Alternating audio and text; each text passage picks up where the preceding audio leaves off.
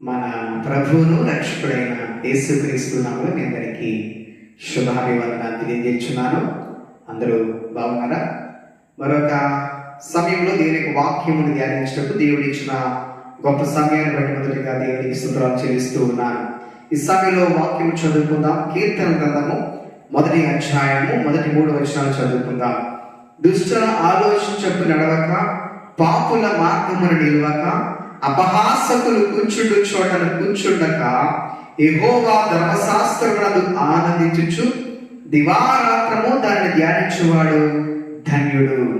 అతడు నీటి కాలువల యోరను నాటబడినదే, ఆకు వాడక తన కాలమందు ఫలమిచ్చు చెట్టు వలె ఉండును.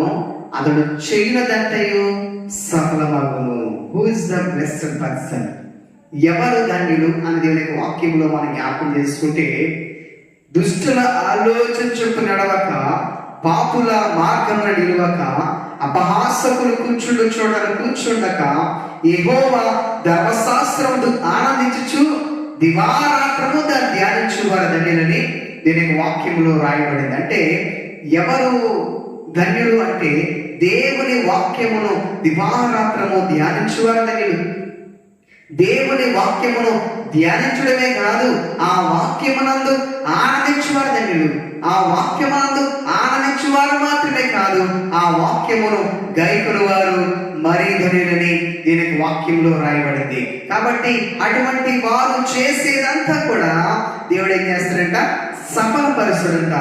అతడు ఎలా ఉంటారంట? ఆకు వాడక తన కాలమందు ఫలమిచ్చు చెట్టు వలె ఉంటారంట. అలాగే అటువంటి వారు ఎలా ఉంటారంట? నీటి కాలువల నాటబడిన ఒక చెట్టు వలె ఉంటారంట.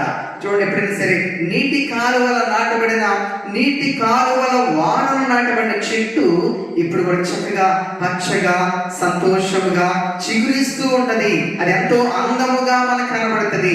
అటు రీతిగా మనం ఈ లోకంలో జీవించాలంటే మన సమయాన్ని వ్యర్థపరచకుండా, కూడా ఈ లోకము తట్టు మనం చూడకుండా, ఈ లోక ఆకర్షణ తట్టు మనం చూడకుండా, దేవుని తట్టు చూస్తూ మనము చూడండి ఎలా ఉండాలంట?